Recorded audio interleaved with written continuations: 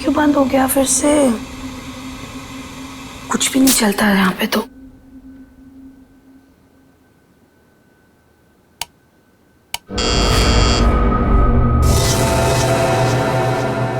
Nurse, nurse, nurse, nurse, nurse देखो ना, मेरा टीवी काम नहीं कर रहा है फिर से।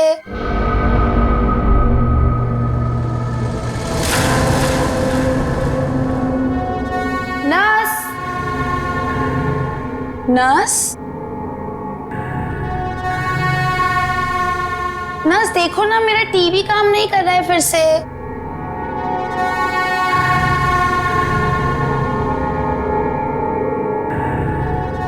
कौन है? नर्स, अरे रुको रुको, कौन है वहां पर? अरे रुको, रुको तो जरा।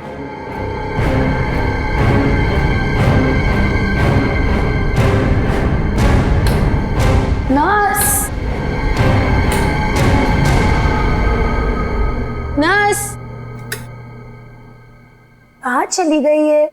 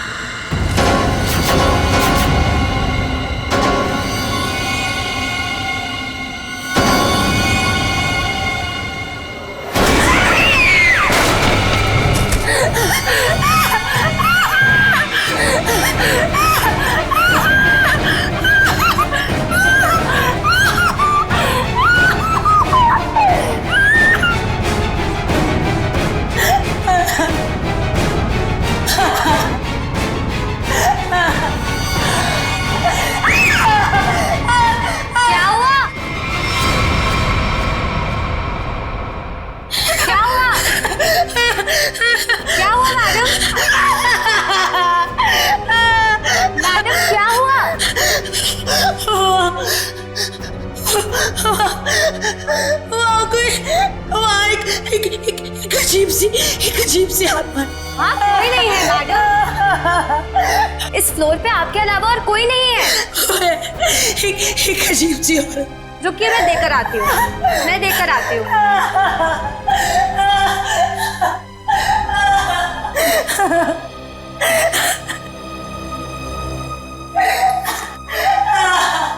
देखिए मैडम, वहाँ पे कोई नहीं है। इस फ्लोर पे आपके अलावा और कोई नहीं है। मैंने उसे देखा, मैं सच बोल रही हूँ। एक अजीब सी आत्मा। मुझे यहाँ से शिफ्ट करो, मैं यहाँ नहीं रहूंगी। मैडम देखिए, आपको पहले ही बताया जा चुका है, हॉस्पिटल में इस बेड के अलावा और कोई बेड अवेलेबल नहीं है। वो मुझे मार डालेगी, वो मुझे मार डालेगी। ठीक है मैडम, मैं देकर आ रही हूँ। मुझे नहीं मारना, मुझे मार डालेगी। मैडम मैं देकर आती हूँ।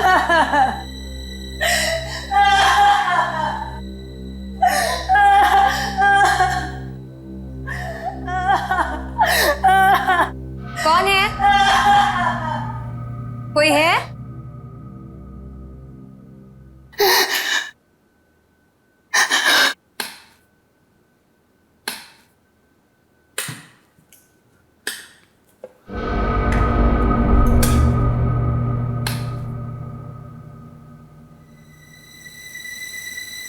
कहाँ गई वो? भागो, भागो, भागो, भागो, भागो, हेल्प, हेल्प,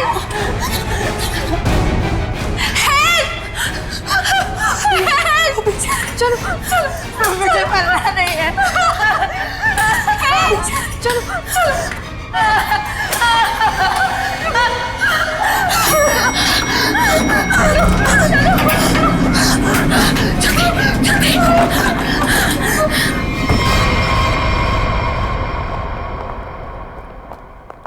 अरे हटिए, हटिए आप लोग।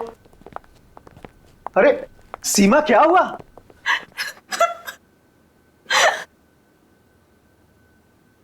अरे बेटा, क्या हुआ? सर, हम पे हमला हुआ है। हमला? कैसा हमला? किसने किया? नीचे वाले फ्लोर में एक आत्मा है, उसी ने हम दोनों को मारने की कोशिश की। आत्मा? क्या बकवास कर रहे हो तुम? हॉस्पिटल में आत्मा कैसे हो सकती है? हाँ सर, सोनल सच कह रही है, नीचे कॉरिडोर में एक आत्मा है। सर, अगर हम भागे नहीं होते तो हम मर जाते। एक तो यहाँ पे पगार वैसे भी कम है और दूसरा आत्मा का लफड़ा वैसे भी है यहाँ पे। हाँ भाई, मैं तो अब दूसरी जगह काम ढूंढता हूँ। सीमा, चुप हो जाओ और मुझे ठीक ठीक बताओ कि तुमने नीचे क्या देखा। मैम, बेल बजी और मैं सोनल के रूम में गई। इन्होंने मुझसे कहा कि कॉरिडोर में कोई है, और जब मैं बाहर देखने गई तो कॉरिडोर में कोई नहीं था। कौन है वहाँ?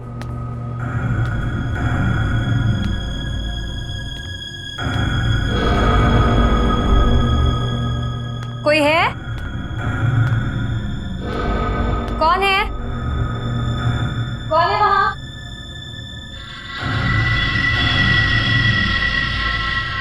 कौन है? कोई है?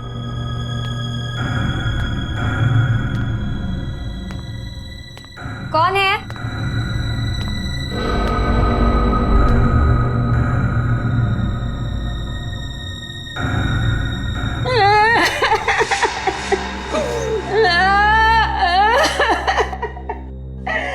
क्यों रो रही हैं आप? आप ठीक तो है ना? सुनिए, आप ठीक तो हैं? कोई मदद चाहिए आपको?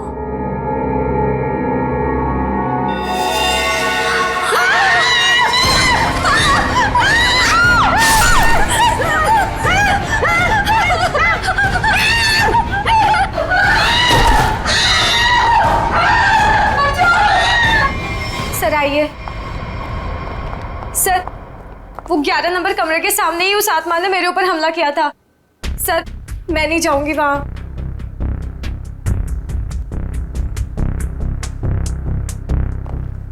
साहब, हमें इन आत्माओं से नहीं उलझना चाहिए। रुक जाइए साहब। तो मैंने भी सुना है कि इस हॉस्पिटल में ना आत्मा बसती। सर साहब रुक जाइए। सर प्लीज, सर मुझे लगता है हमें अंदर नहीं जाना चाहिए सर। कुछ नहीं होगा समीरा। सर, ये लाइट क्यों नहीं जल रही?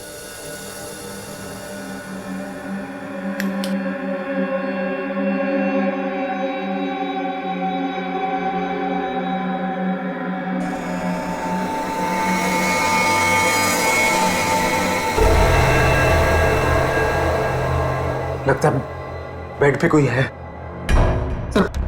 सर प्लीज मत जाइए। Sir please. साहब, सर सर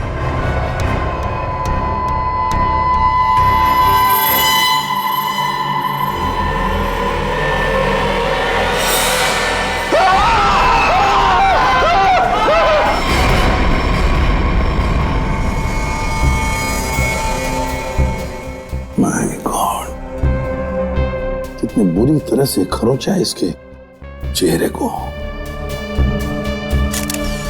गले की नस भी कटी है।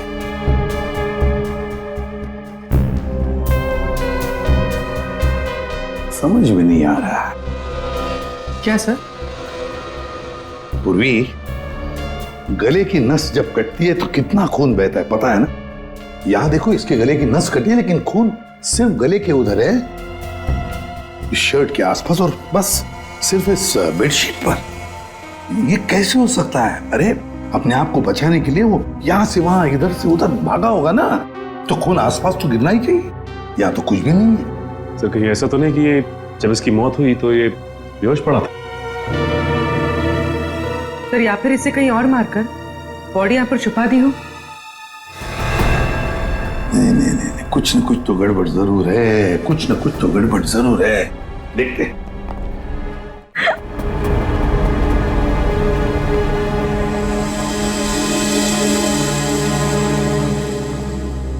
अच्छा, आप में से और किसी ने आत्मा को देखा है? नहीं सर। दरअसल हम लोगों ने सारा हॉस्पिटल छान मारा, वो हमें कहीं नहीं मिली। आत्मा जिसे दिखना चाहे सिर्फ उसी को दिखती है सर, और हमने इन सोई हुई आत्माओं को जगा दिया है। हमने ऐसी आत्माएं बहुत देखी है, समझी, और सबको बंद करके रख दिया। अच्छा, मनोज के बारे में कुछ बता सकते हो? सर मनोज हमारा पेशेंट था। वो 2 दिन पहले ही हमारे हॉस्पिटल में एडमिट हुआ। उसे बदन में बहुत दर्द था और उसे सांस लेने में भी काफी तकलीफ हो रही थी सर। लेकिन सर हैरानी की बात यह है, उसका बेड तो 4थे फ्लोर पर था, नीचे कैसे आ गया? एग्जैक्टली। मैं 2 घंटे पहले सर ऊपर पेशेंट्स की रिपोर्ट चेक करने गया था। मैंने भी मनोज को वहीं देखा था। ये बात किसी को तो पता चलनी चाहिए थी, हॉस्पिटल के स्टाफ में से। पता नहीं सर। और ये मनोज ने पेशेंट के कपड़े की जगह डॉक्टर के कपड़े कैसे पहन रखे? ये भी पता नहीं सर। पता नहीं, मालूम नहीं, कम से कम ये तो पता होगा कि हॉस्पिटल के जो सीसीटीवी कैमराज है वो तो चालू है। जी हाँ सर, सिवाय इस फ्लोर के, क्योंकि यहाँ रेनोवेशन चल रही है।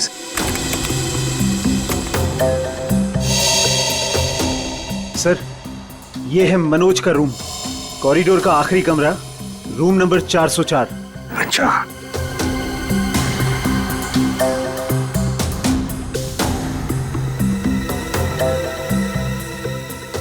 देखो, ये तो मनोज है, और वो भी बिल्कुल अकेला। सर ये तो बड़े आराम से चल रहा है, दर्द का कोई नामो निशाना नहीं है। पता चला पूर्वी, इसने ये डॉक्टर के कपड़े क्यों पहने रखे? ताकि किसी को पता ना चले कि ये एक पेशेंट है।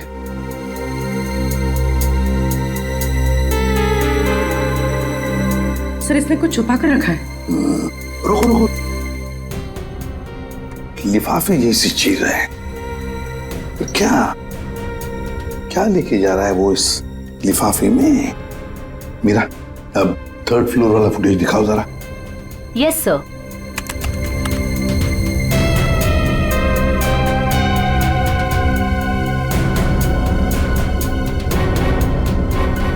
सर वो लिफाफा इसके हाथ में अभी है ही नहीं।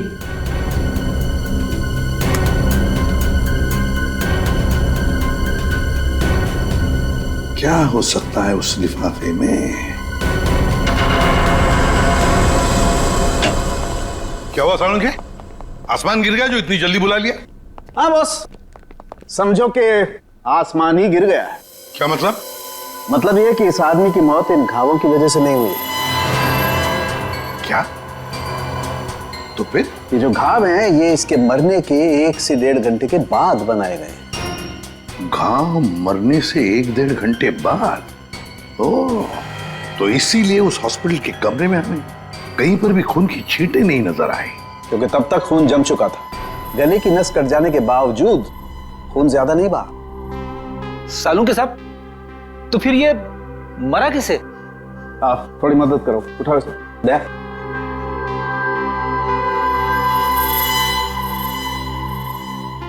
बस ये देखो, इंजेक्शन का मार्क। मतलब पहले इसे जहर देके मारा गया और फिर किसी नुकीली चीज से ये घाव बनाया गया, ताकि ऐसा लगे कि इसकी मौत किसी आत्मा की वजह से हुई है। बिल्कुल। अच्छा सालुंखे साहब, इसे मारने के लिए किस तरह का जहर दिया गया था? सचिन, थोड़े टेस्ट अभी बाकी हैं, जल्दी पता लगेगा। Sir 1 minute. क्या हुआ? सर इस पैंट की सिलाई के अंदर कुछ छिपा हुआ है, यहाँ पे। हाँ, कुछ तो है बॉस अंदर।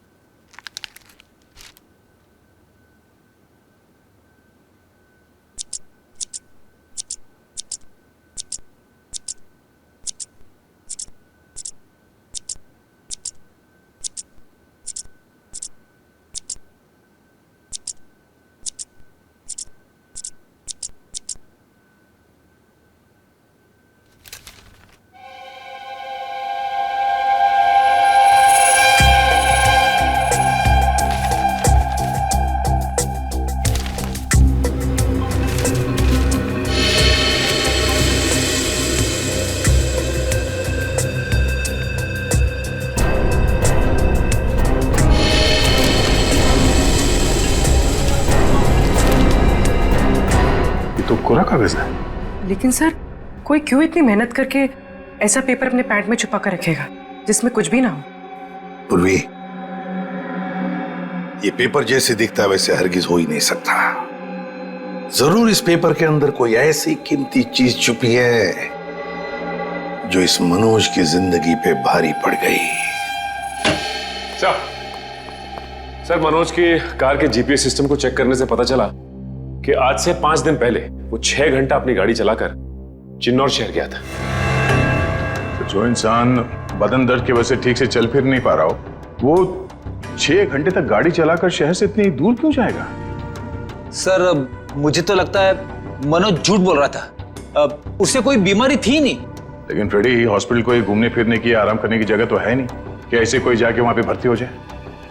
वो जरूर किसी मकसद से ही भर्ती हो गया हॉस्पिटल में। सर, इस एक नंबर पर मनोज ने पिछले 15 दिनों में 50 से भी ज्यादा बार कॉल किया। अच्छा, किसका नंबर है ये? सर, ये नंबर चिन्नूर में रहने वाली किसी नेहा का है। चिन्नूर? नेहा? तो फिर जरूर ये मनोज नेहा से मिलने गया होगा चिन्नूर में। हम भी मिल लेते हैं नेहा को। एक मिनट सर।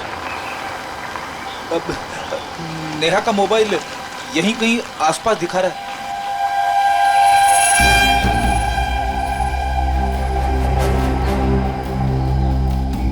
यहाँ आसपास गाड़ी के अलावा तो कुछ भी नहीं है। क्या वो इसी गाड़ी में तो नहीं है? पर सर, वो ऐसे वीरानी में क्या करने आई होगी? चेक कर लो कार को जरा।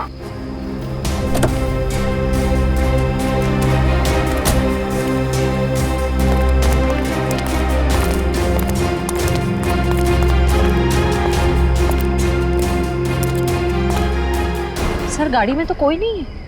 ए, हाथ ऊपर करो। चला के करने की कोशिश की ना तो खोपड़ी उड़ा दूंगी। गन नीचे। कौन हो आप लोग? हम लोग सीआईडी से हैं। गन लेके क्या कर रही थी यहाँ पे? मैं किसी का इंतजार कर रही थी और ये मेरी लाइसेंस वाली गन है। मेरा काम ही कुछ ऐसा है कि मुझे कभी भी जरूरत पड़ सकती है इसकी। क्यों? ऐसा क्या काम करती हो कि तुम्हें गन की जरूरत पड़ती है? हा? प्राइवेट डिटेक्टिव हूँ मैं। Private detective? जी हाँ। किसी मनोज नाम के आदमी को जानती हो तुम? मनोज? क्लाइंट है वो मेरा। है नहीं, था। अब वो मर चुका है। मर चुका है? ओह माय गॉड, कैसे? क्या काम कर रही थी तुम मनोज के लिए? उसने मुझे अशोक नाम के आदमी को ढूंढने के लिए हायर किया था। अशोक? कौन है ये अशोक? अशोक कई साल तक जेल में बंद था और जेल से छूटने के बाद ही वो अपना नाम पता सब बदल कर किसी छोटे से शहर में रह रहा था। कि मनोज का एक मुजरिम से क्या कनेक्शन है? वो तो मैं नहीं जानती, लेकिन हाँ, मनोज ने मुझे अशोक के गांव का पता दिया था। वहीं से मुझे पता चला कि अशोक एक छोटे से चिन्नूर नाम के गांव में रह रहा है, नई पहचान बना के। ये वही शहर है ना जहाँ तुम आखिरी बार मनोज से मिली थी? जी सर। सर, लगता है मनोज के खून में अशोक का कोई ना कोई कनेक्शन जरूर है। अच्छा, अशोक की कोई तस्वीर है तुम्हारे पास? जी हाँ।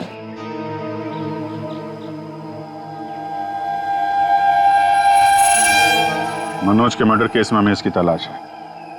एक बार तुम इसे ढूंढ चुकी हो, इसे ढूंढने में हमारी मदद करोगे तुम? बिल्कुल सर, सीआईडी की हेल्प करने में मुझे बहुत खुशी होगी। 32 मिखिलेश के, 33 सुभद्रा डी, 34 सुपेश सी, ठीक है,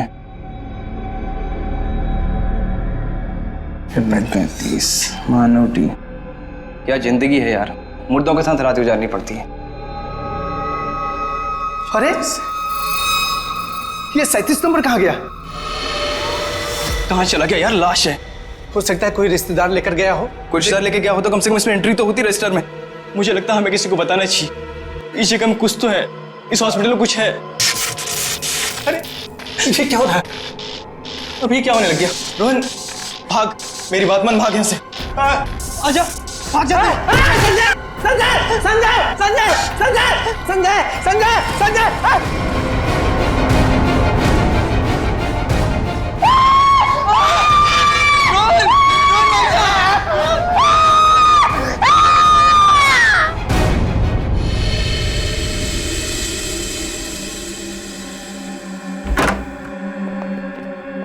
साहब, पहले बॉडी नंबर 37 गायब हुई, उसके बाद में साहब ये वाली ये वाली अचानक से उठी और इससे रोहन का हाथ पकड़ लिया साहब। मैं बहुत डर गया था साहब, इसलिए हम भाग गया।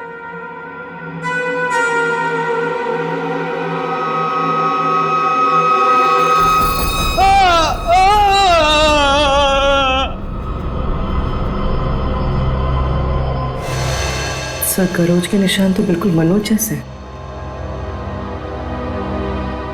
हाँ, है तो बिल्कुल मनोज जैसे। सचिन, उठाओ इसे जरा देखते हैं, इसे भी इंजेक्शन दिया है क्या?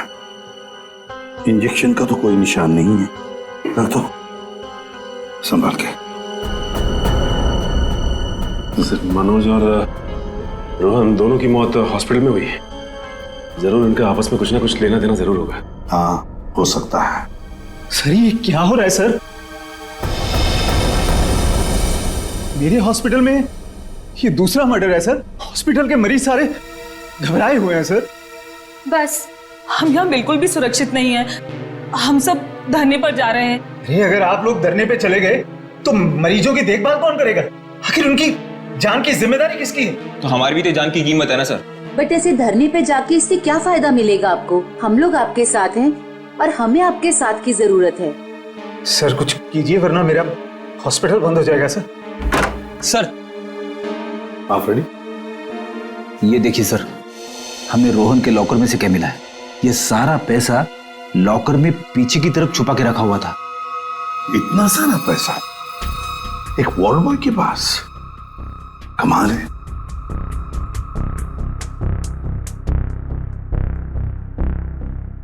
आप में से कोई जानता है इस पैसे के बारे में? नहीं सर, हमें कुछ नहीं पता। किसी को भी नहीं पता? नहीं सर। सर ये रोहन जरूर किसी गलत काम में इन्वॉल्व होगा और शायद इसी वजह से इसकी मौत हुई हो। हाँ, हो सकता है।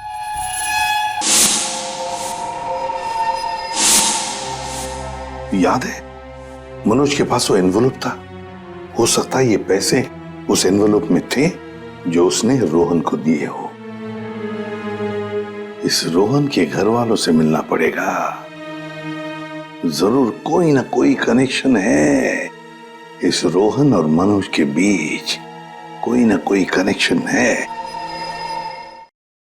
अशोक के बारे में कुछ पता चला? नहीं सर, अब तक नहीं, लेकिन नेहा भी अपने तरीके से पता लगा रही है सर।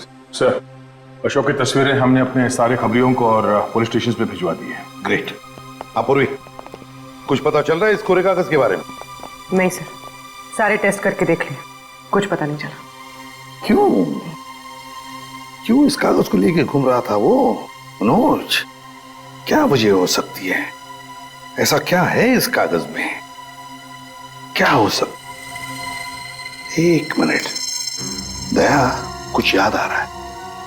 साउथ अमेरिका में जो ड्रग स्मगलर्स है ना, आपसी बातचीत के लिए वो लोग एक खास तरीका इस्तेमाल करते हैं। पूर्वी, यूवी लैंप लेकर आओ। रेडी? लाइट्स ऑफ करो।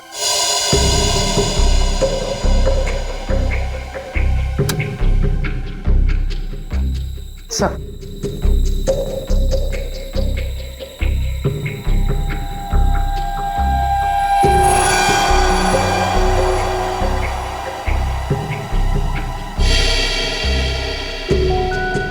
आप ठीक कह रहे थे सर। हाँ सर, ये तो बिल्डिंग का ग्राउंड प्लान है। लेकिन सर बिल्डिंग कौन सी है? नाम तो दिख नहीं रहा है। ये प्लान हमें मनोज के पास से मिला सर, और वो किसी बहाने से उस हॉस्पिटल में रह रहा था। तो कहीं ऐसा तो नहीं कि ये नक्शा उसी हॉस्पिटल का है? देख के तो ऐसे ही लगता है। बस अब पता करना है कि मनोज ने इस नक्शे को इतने संभाल के क्यों रखा। बहुत दिनों से मेरी बीमारी का इलाज चल रहा है। इलाज में बहुत ज्यादा पैसे खर्च होते हैं। अब इतना खर्चा हम जैसे गरीब इंसान के बस की तो बात नहीं है। इसलिए रोहन बहुत चिड़चिड़े हो गए थे। लेकिन फिर अचानक से रोहन के पास कहीं से बहुत सारे पैसे आ गए थे। तो आपने कभी पूछा नहीं उनसे कि इतने सारे पैसे कहां से आए उसके पास? मैंने पूछा, लेकिन हर बार वो बात को टाल देते। सर ये इतनी सारी दवाइयां अंदर छुपा कर रखी गई थी।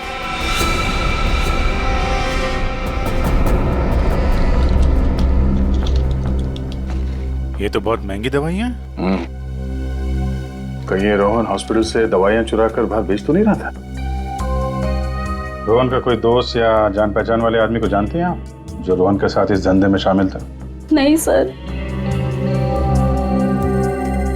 हाँ, एक रात उन्हें जब लगा कि मैं सो रही थी तो वो बाहर किसी से मिलने गए थे।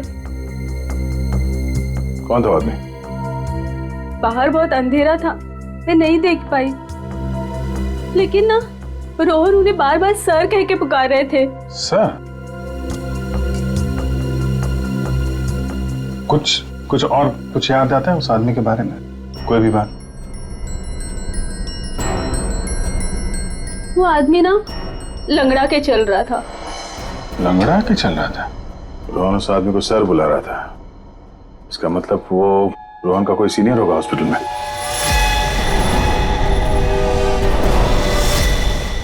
अरे सर, उस हॉस्पिटल का प्रबंधक विजय, वो भी तो लंगड़ा के चलता था। विजय? क्या बेकार की बातें कर रहे हैं सर आप? मैं अपने ही पेशेंट्स को मार के अपने हॉस्पिटल को बदनाम क्यों करूंगा? क्या बात है मिस्टर विजय, आप तो बहुत ही भले आदमी हैं। अगर आप अपने हॉस्पिटल के बारे में इतना ही सोचते हैं तो ये बताइए कि अपने ही हॉस्पिटल के दवाइयों की कालाबाजारी क्यों कर रहे हो? दवाइयों की कालाबाजारी? मैं कुछ नहीं जानता यार। एक सवाल से ही थाता पापा हो गया इनका। देखो विजय बाबू, रोहन की पत्नी से हम लोग मिल चुके हैं। उसने रोहन के साथ झगड़ा करते हुए तुम्हें खुद देखा है। हॉस्पिटल का स्टाफ, डॉक्टर्स सब दवाइयों की चोरी को सही बता रहे हैं, समझे? तुम्हारी पोल खुल चुकी है मिस्टर, और हम ये भी जानते हैं कि तुम्ही ने रोहन को इन सब में फंसाया है। अब जरा सोचिए, हॉस्पिटल की कितनी बदनामी होगी जब लोगों को पता चलेगा कि यहाँ का प्रबंधक खुद हॉस्पिटल को लूटने में लगा हुआ है, यहाँ की दवाइयां चोरी करके बाजार में बेच देता है। अब आप खुद कबूलोगे या हमारे पास और भी तरीके हैं मुंह खुलवाने के? मुझे माफ कर दीजिए सर, मुझसे गलती हो गई। वो कुछ दिनों से मेरी फाइनेंशियल पोजीशन ठीक नहीं थी, इसलिए ये सब करने के अलावा मेरे पास और कोई चारा भी नहीं था। तो रोहन को तुमने हिस्से के लिए मार दिया? नहीं सर, मैंने किसी को नहीं मारा। इन हत्याओं से मेरा कोई लेना देना नहीं। वो तो कुछ दिन पहले मनोज मुझसे मिलने आया था और कह रहा था कि उसे इस अस्पताल में दवाइयों की चोरी के बारे में पता चल गया है। तो उसे पता चल गया था कि तुम ये सब कर रहे हो? नहीं सर, उसे ये पता चल गया था कि अस्पताल नुकसान में चल रहा है। वो इसे खरीदना चाहता था। फिर बेचा क्यों नहीं? वो इसे गिराकर एक कमर्शियल बिल्डिंग खड़ी करना चाहता था। तो तुम मान गए? नहीं सर, मैंने मना कर दिया। तो फिर जो आदमी इस हॉस्पिटल को खरीदना चाहता था वो मरीज बनके यहाँ भर्ती क्यों हुआ? ये मुझे पता नहीं मैडम। अब अगर इलाज कराने के लिए कोई हॉस्पिटल में आता है तो हम उसे मना कैसे कर सकते हैं? जो मनोज के हाथ में लिफाफा दिखा था, हो सकता है वो पैसे उसने रोहन को इसलिए दिए हों कि दवाओं की चोरी के पीछे जो असली मुजरिम है उसे वो एक्सपोज कर सके। अगर ऐसा होता तो ये हॉस्पिटल बदनाम हो जाता और ये हमेशा के लिए बंद। जो दो लोग ऐसा कर सकते थे वो तो रहे नहीं। अब तो कोई बचा भी नहीं है जो तुम्हारी पोल खोल सके। क्यों? मैं अपने बच्चों की कसम खा के कहता हूं सर, मैंने किसी को नहीं मारा। मैं बेईमान हो सकता हूं लेकिन हत्यारा नहीं सर। लगता तो है ये झूठ नहीं बोल रहा है। ये मनोज किसी अशोक को ढूंढ रहा था ना?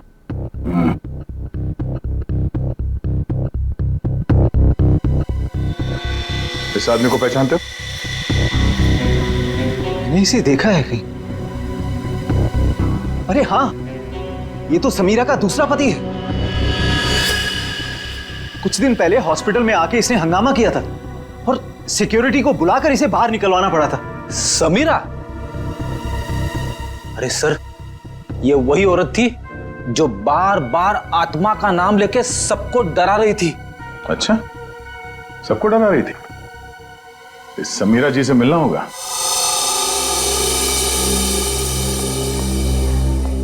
एक्सक्यूज मी, ये समीरा किधर है? वहां पर। ठीक है, बोलो। समीरा? हाँ?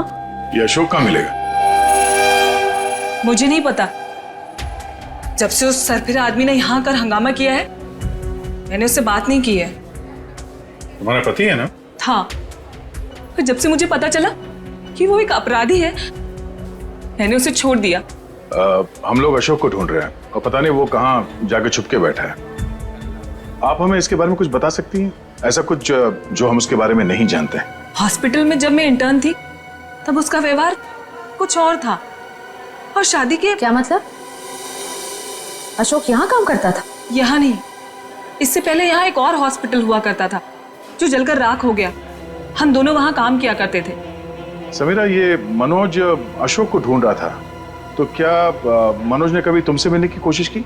अशोक और मनोज अच्छे दोस्त हुआ करते थे। एक दिन मनोज अशोक को ढूंढता हुआ मेरे पास आया और कहने लगा कि उसका कुछ सामान उसके यहाँ पड़ा हुआ है जो मैं आकर ले लूं। जब मैंने मना किया तो मुझ पे गुस्सा हो गया और कहने लगा अशोक ने जेल जाने से पहले किसी केटू के बारे में बताया था। ये केटू क्या है? मुझे नहीं पता। ये केटू कहीं सुना है। अरे हाँ, वो कुछ साल पहले वो जेडी ज्वेलर्स के यहाँ हीरो की चोरी हुई थी ना, बहुत सुर्खियों में थी खबर। उसमें से एक हीरे का नाम था केटू। हाँ सर, केटू हीरा, मुझे याद है सर। ये खबर तो हर न्यूज चैनल पे थी और मीडिया वालों ने इसका नाम केटू केस रखा था। और ना तो उन चोरी हुए हीरों का कुछ पता चला और ना ही उन चोरों का। तो कहीं अशोक और मनोज, इन लोगों ने तो नहीं उड़ा दिया हीरा? हो सकता है अशोक ने चोरी के हीरे कहीं छुपा के रख दिए होंगे और उसके बाद किसी और केस में पकड़ा गया होगा और मनोज को वो हीरे नहीं मिले। और वो जो मनोज के पास से जो नक्शा मिला था ना, वो जरूर इस पुराने हॉस्पिटल का ही होगा। और सर इसीलिए हमें इसका कोई रिकॉर्ड नहीं मिला, क्योंकि अब वो हॉस्पिटल है ही नहीं। और शायद अशोक ने वो हीरा इसी हॉस्पिटल में छुपा दिया होगा।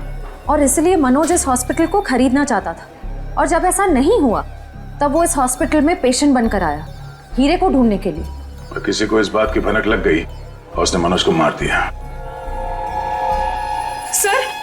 सर वो हाँ? आत्मा, वो आत्मा इधर वहाँ। आत्मा से भी मिल लेता।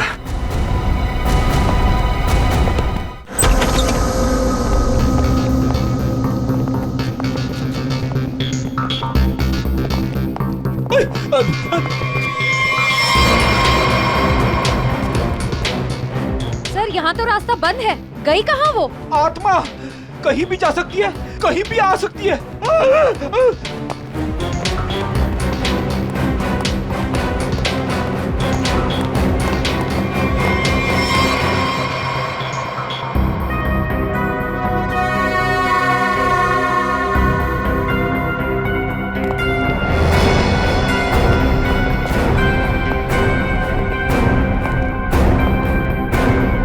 सर यहाँ तो कोई नहीं है, वापस चले?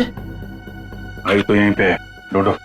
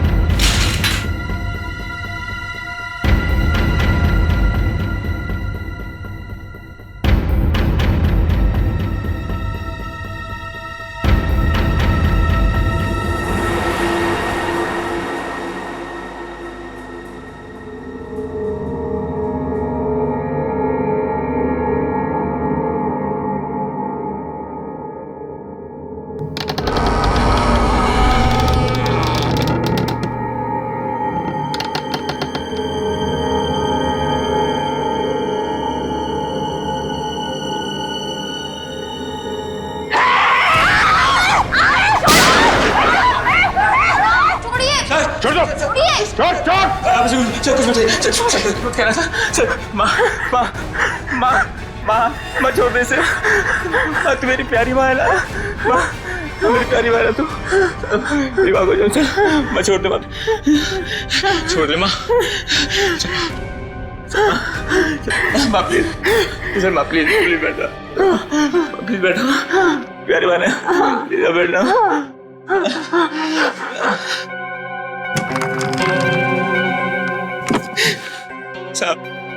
साहब मेरी माँ की दिमाग की हालत बहुत खराब है साहब। मैं बहुत गरीब हूँ साहब। मेरे पास इतने पैसे भी नहीं है कि अपनी माँ का इलाज करा सकता था। साहब इसलिए मैंने इसे यहाँ पे छुपा के रखा साहब। साहब जब ये 2-3 बार यहाँ से छूट के भाग गई तो लोगों ने इसे आत्मा समझा साहब। चलो सर, एक बात तो पक्की हो गई, यहाँ पे कोई आत्मा नहीं है। साहब प्लीज मेरी माँ को माफ कर दो साहब, इसकी कोई गलती नहीं है साहब। मैं मानता हूँ कि साहब मेरी माँ को ना दौरे आते हैं, पर ये साहब किसी का खून नहीं कर सकती साहब। ठीक है, तुम परेशान मत हो। तुम्हारी माँ की देखभाल का बंदोबस्त हम लोग करेंगे, ठीक है? साहब मैं आपका ये एहसान कभी नहीं भूलूंगा साहब। नहीं, एहसान की बात नहीं है, ये तो हमारा फर्ज है। और हो सके तो तुम भी किसी की मदद कर देना। सर लेकिन अब तक हमें खूनी का पता नहीं चल पाया है। वो खूनी भी यही होगा और लूट का माल भी यहीं कहीं छुपा के रखा होगा। वो लूट का माल? वो कुछ देर पहले मैंने ना वो खोदने की आवाज सुनी थी साहब। कहां पे?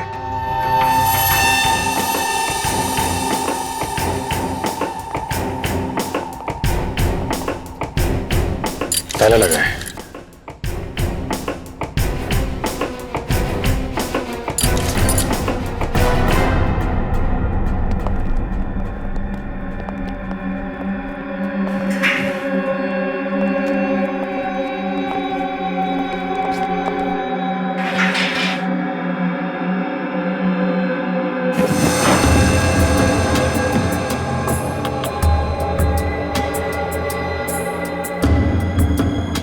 यहाँ पे कुछ है?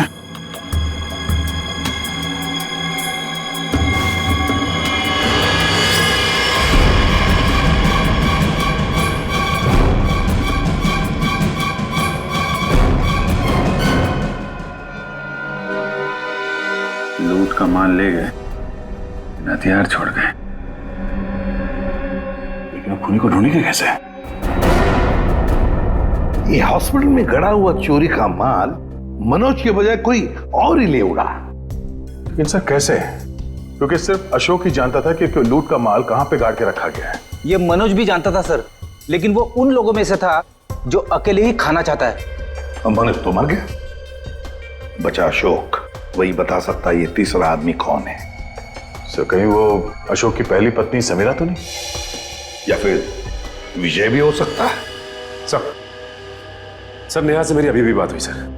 उसने बताया कि अशोक ने डॉक्टर अर्जुन से फोन पे कई बार बात की और इस बात को भी कई महीने बीत गए सर। डॉक्टर अर्जुन एक साइकियाट्रिस्ट है जिसके खुद के क्लिनिक थे। जब ये अशोक जेल से बाहर आया था तो उसे दिमागी बीमारी हो गई थी। लोग कहते कि वो घंटों अकेले में बड़बड़ाता रहता था।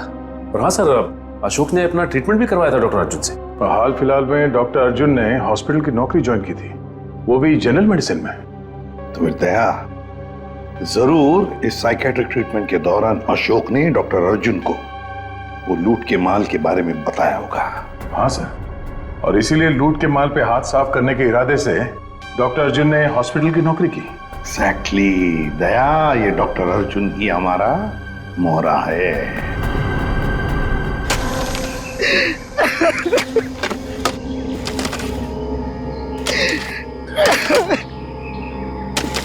तुम ऐसा क्यों कर रहे हो मेरे साथ? मुझे प्लीज जाने दो। तुझे जाने दूं? तू ही तो वो बलि का बकरा है जो मुझे जेल से बचाएगा, और मैं तुझे ही जाने दूं?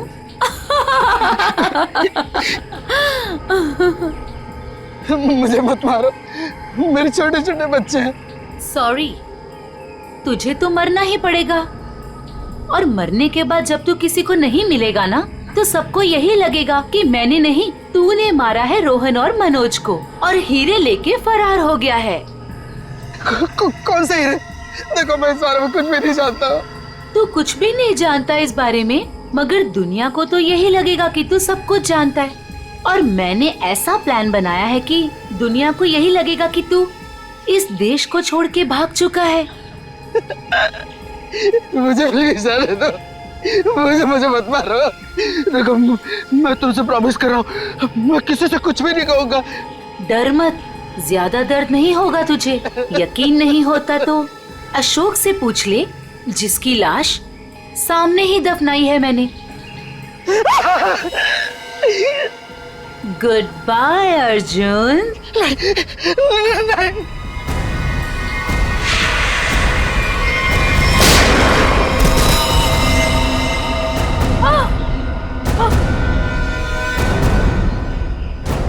सीआईडी?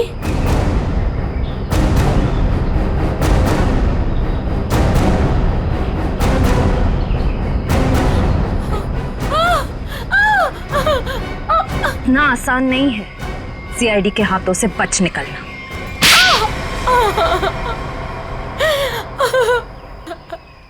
तुम्हें अशोक ने चुराए हुए हीरों के बारे में पता कैसे चला?